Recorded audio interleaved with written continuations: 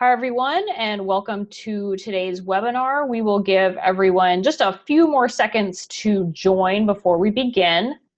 Today's webinar is called Crowdsourcing Best Practices. We'll kind of go through some examples of challenges to kind of give you an idea of how you can formulate your own. So like I said, we'll just give people a couple more seconds here and then we'll go ahead and get started. Hope everyone is having a lovely Tuesday so far.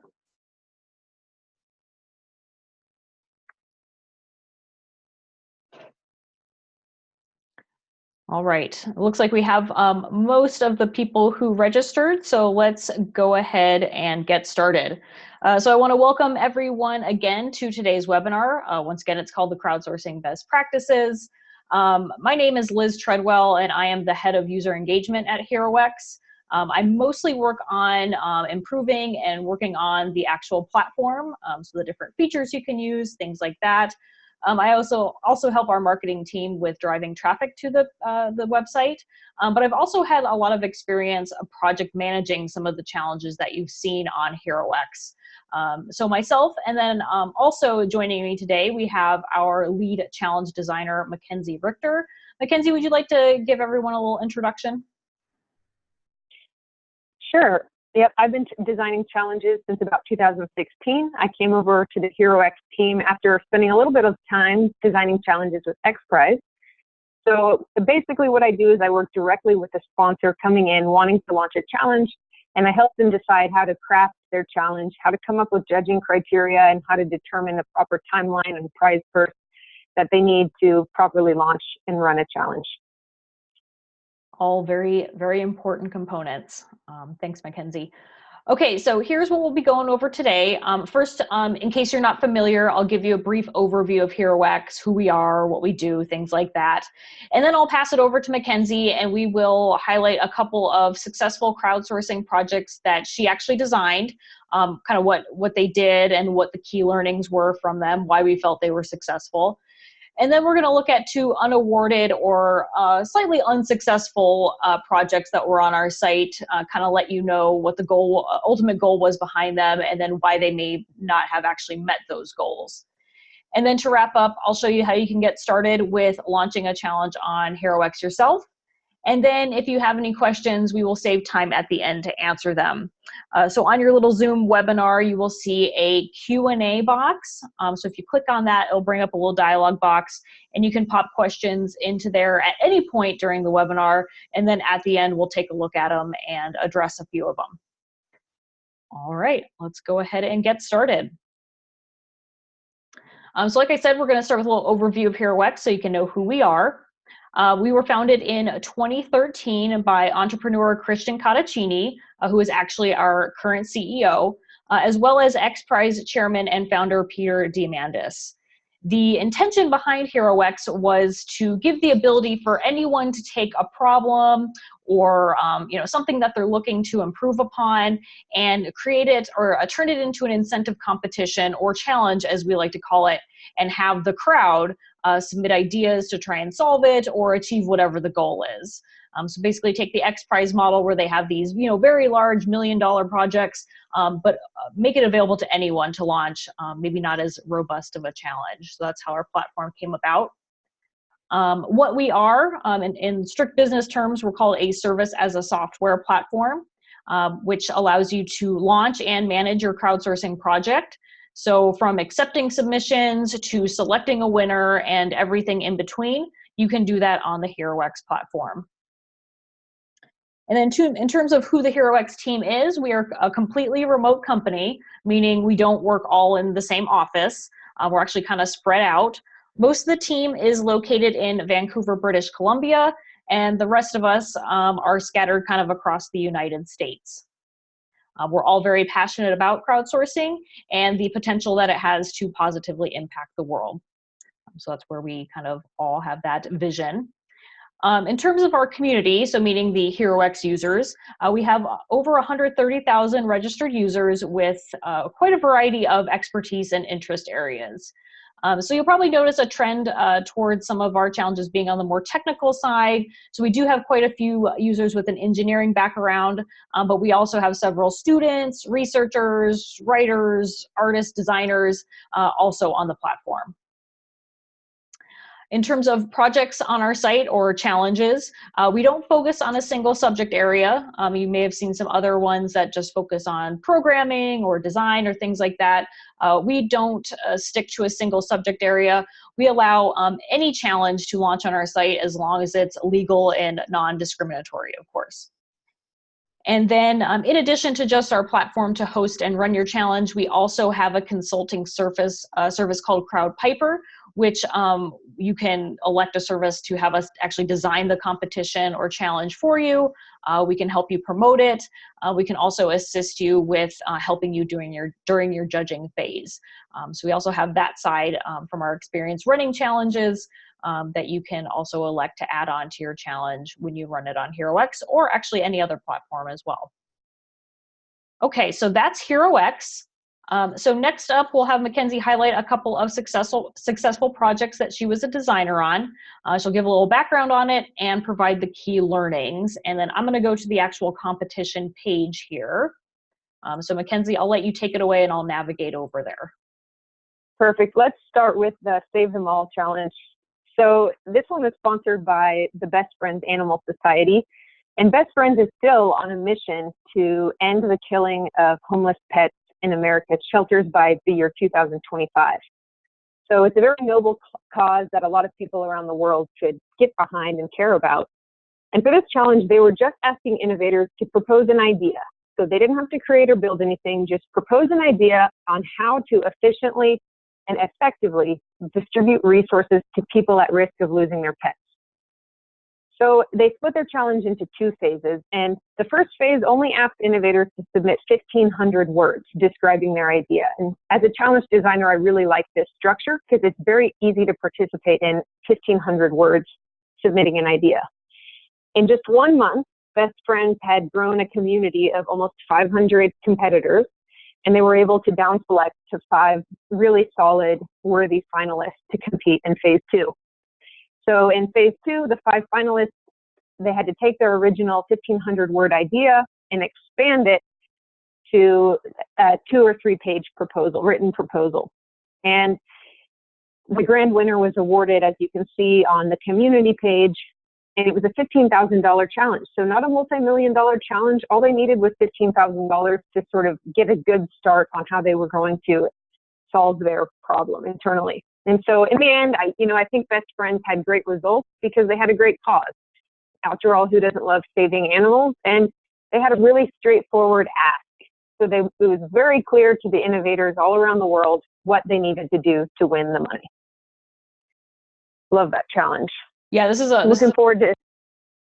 Go ahead, Mackenzie. Looking forward to hopefully doing some more work with them in the future. Yeah, this was a really good one. A lot of pet owners at HeroX. We really like this one. I think another thing from the kind of marketing aspect for this one in particular is the Best Friends Animal Society. If you haven't heard from them, they're actually a pretty popular organization. They did a lot of promotion through their own social media in addition to having HeroX help them, which I think helped really get them cast a wide net of people to come and join their community, which is probably attributing to how many good ideas and how many people actually signed up. Okay, and I think the next one is the digital scrap one. Yes, this is the digital scrap challenge sponsored by a company called Gerdau, who is actually the 14th largest steel maker in the world. So if you look at the picture right there, that's a bunch of scrap metal.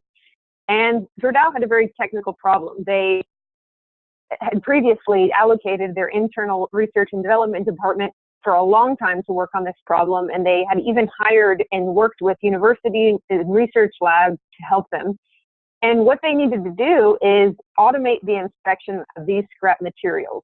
So they need to, whenever these scrap metals come onto their scrap yards, they needed to be able to autonomously and quickly, effectively sort into certain piles based on the classification of metal that they were. So very technical and not an easy ask, but They, in just 3 months, they had over 734 innovators and 78 teams all over the world working on submissions, which we see as extremely successful. So Gerdau was able to award 3 winners a total of $45,000. And this is, as we see it at HeroX, this is just a perfect use case for crowdsourcing. As we commonly say, we have 2 among all of them, but 2 big rules at HeroX that, first of all, the smartest people in the world just don't work for you, regardless of who you are. And you never know where genius is going to come from. So we really love that Gerdau, even though they have really bright people working for them all over the world and in Brazil, they asked the crowd, and sure enough, they got great answers. So the reason I think this was successful is I really commend Gerdau for being really specific in the guidelines. At any point, you can go to this challenge page and check out their guidelines and learn from them, see what they did. And they really were clear to the innovators. They were really straightforward on what they wanted. If you look there, they had very specific criteria for what was successful for them, and that made it very easy for the innovators to solve. Great. Okay, we will move on to 2 challenges that didn't end up awarding.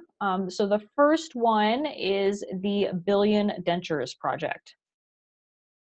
Yeah, no one likes to talk about failed projects, but HeroX is proud to say that we have an over 80% success rate, which means we award over 80% of challenges that get launched. And we're up to, I think, over $20 million in awarded prizes by now total. So we've launched a lot of challenges, and few of them have not awarded, but here's one of them, which is a really cool project. The Billion Dentures project, which was launched by an entrepreneur looking to bring innovation to the way dentures are currently made. Even better than that, he was going to use the Tom's Shoes model, which means every pair of dentures purchased in the US, then he was going to donate personally a pair of dentures in a developing country. So as you may be able to see here on the challenge page, and certainly visit on your own time, the challenge is asking innovators to solve 3 big steps in the denture creation process: scanning a mouth, analyzing it, and then fabricating the denture prototype. And at the end of the day, I think we were just asking way too much from innovators. The bar to participate was really high. If the challenge was rerun, I would suggest that we and the sponsor start small first. And maybe just ask innovators, what's your idea for how the denture process can be improved to be made more efficient? And then go from there for future challenges. But trying to boil the ocean all at once, I think, was just too daunting for innovators. Agreed. Okay, and then the next one is called the Building Empathy Challenge. Before we dive into this one, you'll obviously see that it did move into a 1 stage, and it did actually end up an awarding and a winner. That's really because the sponsor felt like the winning submission here was something that deserved recognition, although the winning entry didn't actually fully achieve the goal of the challenge. The prize was still awarded just to recognize this individual user, but like I said, the goal still wasn't ultimately met. But go ahead, Mackenzie, you can go ahead and describe this one for us. Right, that's right. So the Building Empathy Challenge is another great one that was sponsored by an inspiring entrepreneur. And she was out on a mission to help other people in society actually experience each other's life in each other's shoes. So she's out to improve empathy in society in general. And although, as Liz said, the prize was ultimately awarded, I see it as a huge learning experience because the sponsor and her idea deserve just a more robust or a different outcome. So an important part of designing a challenge is to decide really early on, what is your desired outcome? So after the outcome of the challenge, when you're ready to give away the prize money, do you want to be looking at and reviewing ideas? Do you want designs, proof of concept? Do you want prototypes or full-blown product? So we've created this sort of scale, as you can see here, of varying levels of technicality, and you really need to decide early on, at the end of this challenge, what do I want? And most people would automatically say product, because the bigger the better, but that's not always the case. And I warn you to maybe start small. I think it's important that you've fully flushed out all of the ideas before you advance to the design phase. And then you're advancing to the design phase with your most solid ideas. And the same thing moving forward. Then make sure you've seen all of the designs that exist and pick the top 3 to 5 of them before you move on then to the proof of concept phase.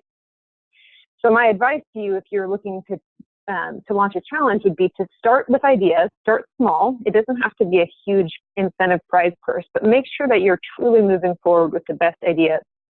And the crowd can really help you with that.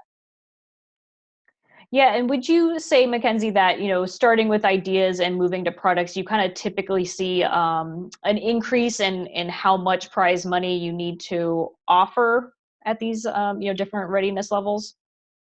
Absolutely. We tend, the further left on the scale with ideas, you tend to see shorter timelines and smaller prize purses. So $5,000, $10,000 in 1 month or 2 months. And then as you get all the way out to products, that can be sometimes a year. You know, we have a product right now, a challenge right now where students are making liquid fueled rockets. And that's a 2-year timeline. And it's over $2 million prize purse. But not all prizes need to be that big. They also, a couple of years ago, started way back in ideas when they were in the research phase. So just kind of know where you are on this timeline and make sure you're not getting too ahead of yourself, or I'm afraid we will have another unawarded prize. Great points. Okay, perfect.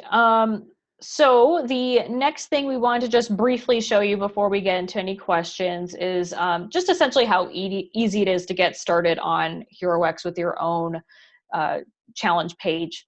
So when you come to HeroX, you'll notice you have this menu bar up here. And to actually get started and draft a challenge, you just go to the Launch Challenge link, and you'll get taken through our Create a Challenge flow.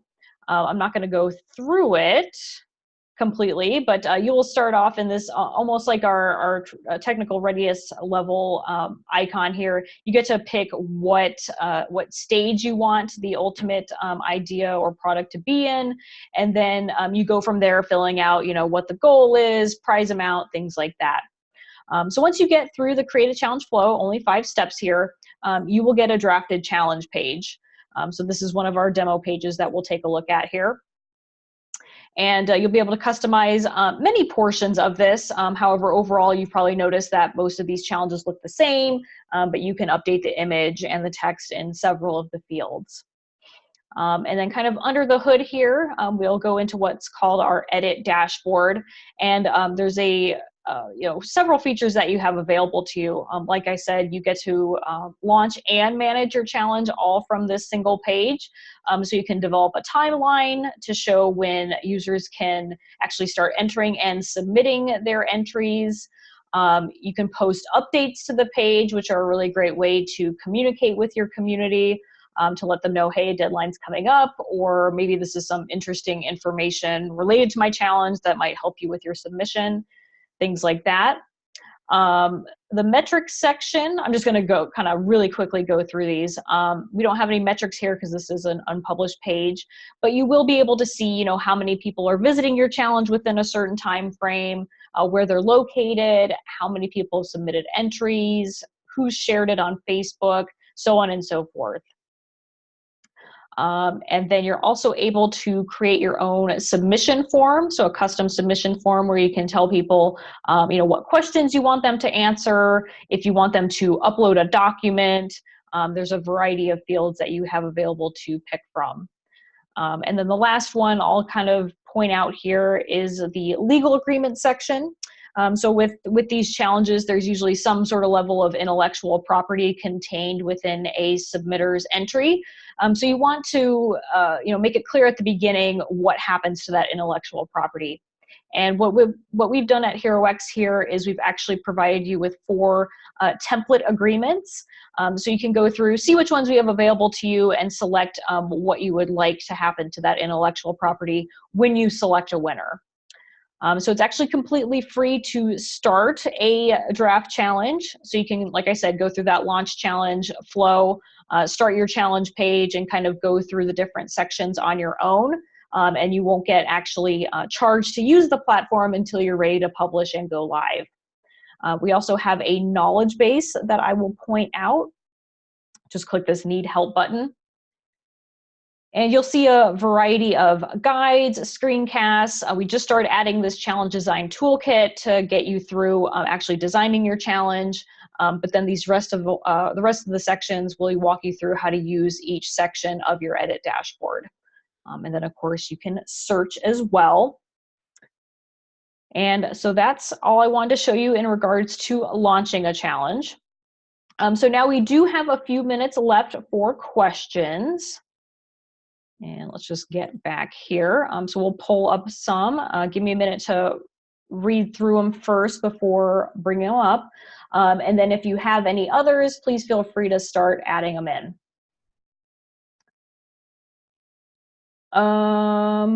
So we did have one question about if the U.S. Department of Energy uses HeroX for a recent competition.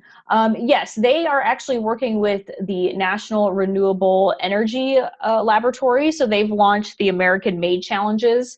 So I know that in conjunction, those two organizations have run challenges on our site. I don't know if they've run any on their own completely, but yes, they have worked with NREL to run those solar prizes. And then I see, Tom, you have some additional questions here. I will get in touch with you separately on these other ones.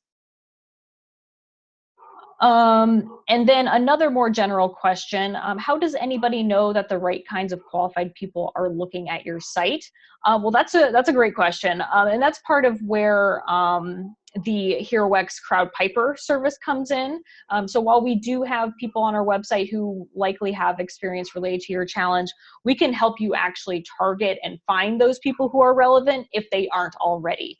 So we do that through primarily targeted social media ads where we can do it by keyword and things like that. And then we also can actually segment our community by their expertise to message them and let them know that this challenge has launched and they should check it out. Mackenzie, did you have anything to add on that one?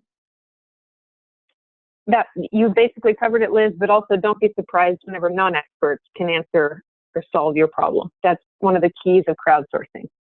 Exactly, great point.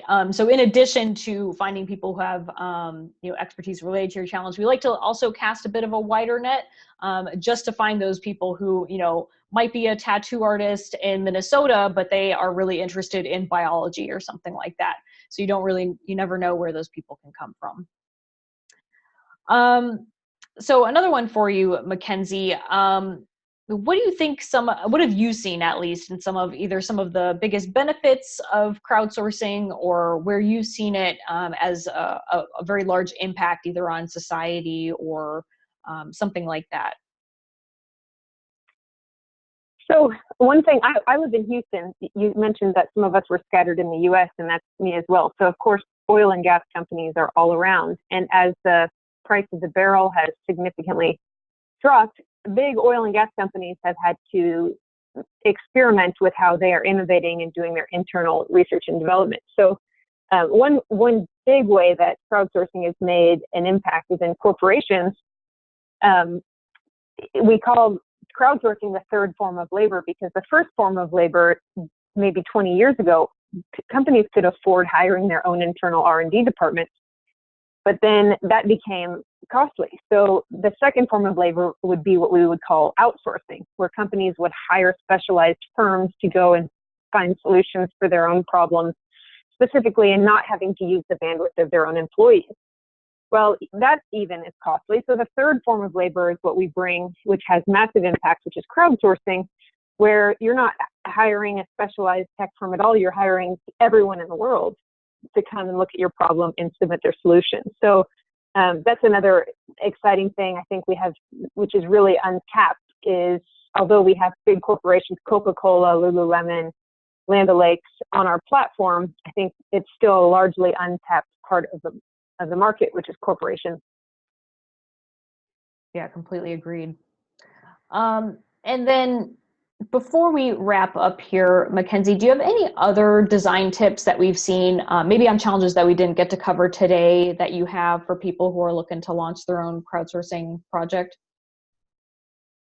Yeah, every time I get on the phone with a client, I end up saying, just get started. Just start somewhere. We don't charge you to draft up your challenge. We don't charge you until you actually launch your challenge, and we have a small fee that you pay only for success. So there's really no risk in just setting up the draft challenge page and seeing how it works for you. And the other small tip is a lot of people come to us from XPRIZE and they hear of these $20–30 million incentive competitions, which those are wonderful competitions with massive impact, but it doesn't have to be multi-million dollars. Start small, start with an idea, and just pose your problems out to the world and see what can come of it. Give innovators, the crowd, a month to solve it, and just see what you get. And that's a great way to sort of get your feet wet. That's what Best Friends did. They just wanted to experiment with crowdsourcing, and they were blown away with their results.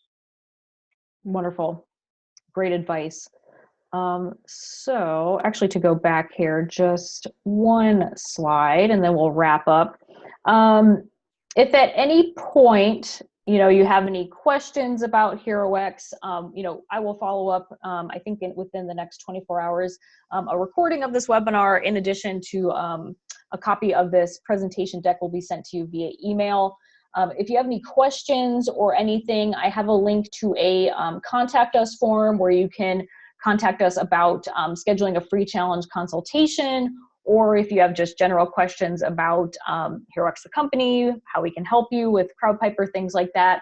I'll have this link, like I said, in that follow-up email. And then, of course, just go on the site, see some of our currently active projects, and then you can see the variety of prize amounts, asks, goals, what people are trying to achieve, to make it a little more tangible for what you're possibly interested in launching yourself. All right, well, that's all that we have time for today. Once again, I want to thank everyone for joining. You will receive that follow-up email, and then Tom, with your additional questions that you put in, I will follow up with you separately on those. So take care everyone, and we will hopefully see you on the next webinar. Take care. Thank you.